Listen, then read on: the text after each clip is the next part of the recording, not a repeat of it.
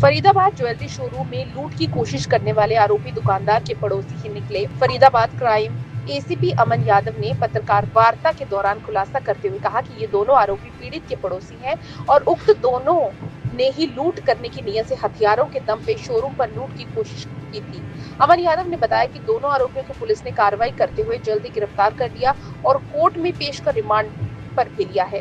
आरोपियों पर अवैध हथियार कहां से आए, इस बात को लेकर भी जांच की जा रही है। एक आरोपी एलएलबी का छात्र है, दोनों आपस में दोस्त हैं और दोनों दोस्तों ने मिलकर ज्वेलरी शोरूम को लूटने का प्लान बनाया था, लेकिन वे कामयाब नहीं हो पाए। दोनों आरोपियों की दुकान में लगे सीसीटीवी में तस्वीरें कैद हो गई है।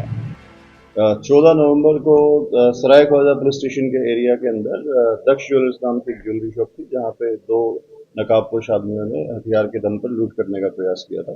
उस संदर्भ में एफआईआर नंबर 398 जो है वो सराय ख्वाजा पुलिस स्टेशन के अंदर बीएनएस की विभिन्न धाराओं के तहत दर्ज की गई और क्राइम ब्रांच बॉर्डर की जो टीम है, जिसके इंचार्ज पीएसआई जितेंद्र हैं, उसकी टीम ने आरोपियों को घटना के कुछ घंटों के बाद ही आरोपियों को जो है वो गिरफ्तार कर लिया और आरोपियों से जो वारदात में यूज़ किया गया जो वेपन है, जो कपड़े और मास्क वगैरह जो भी उन्होंने यूज़ किए थे, वो सभी जो है वो बरामद कर दिए गए हैं। आरोपी पुलिस रिमांड पर हैं।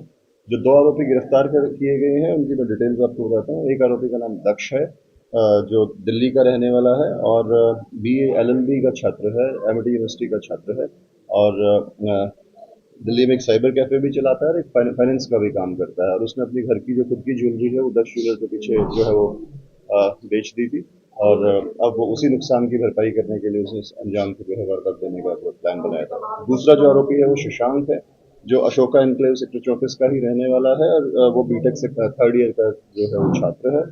दोनों आरोपी जो है वो दोस्त हैं पहले से ही और दोनों में से किसी का भी कोई क्रिमिनल रिकॉर्ड नहीं है और उन्होंने सिर्फ और सिर्फ अपना ये जो नुकसान था उन चीज़ों को देख करके और जो फिल्मों से प्रभावित होकर के इस तरीके की लूट को जो है वो अंजाम देने का क्या ये पड़ोसी है सर? जो दोनों आरोपी हैं वो एक दूसरे के जो है पड़ोसी हैं, पुराने जो मित्र। जिसके साथ लूट की उन्होंने कोशिश की उसके जी पड़ोसी? जी, जो है उनके पड़ोस में ही रहने वाला है। सर, जो वेपन इन्होंने इस्तेमाल किया उसकी जांच बताइए, कहाँ से आया? जो वेपन जो वारदात के अंदर प्रयोग किया गया था वो रियल वेपन नहीं है, वो उन्होंने एक डमी पिस्टल जो है वो मंगवाया था और उसी के आधार पर उन्होंने जो है लूट को अंजाम देने की कोशिश की। एसीपी साहब, एक जानकार होते हुए भी जानकार की दुकान पर लूट की कोशिश की गई, क्या मानते हैं? क्या प्लानिंग थी या कोई जानकारी? जैसे मैंने आपको बताया कि पहले उसने वहीं पर उसी दुकान पे अपनी जो ज्वेलरी है खुद की जो बेची थी और उसको उनके पड़ोस में भी रहता है, तो उसको स्वाभाविक सी बात है उसको आसपास का पता था और जानकारी होने के कारण ही शायद ये कारण रहा कि उसने दोनों ने अपने जो फेस थे वो कवर किए हुए थे। लेकिन फिर भी जो क्राइम ब्रांच की टीम है उसने मात्र वारदात के कुछ घंटों के अंदर ही जो आरोपियों की पहचान करके सभी आरोपियों को गिरफ्तार कर दिया गया है और अभी माननीय न्यायालय में पेश करके पुलिस रिमांड पर लिया गया है।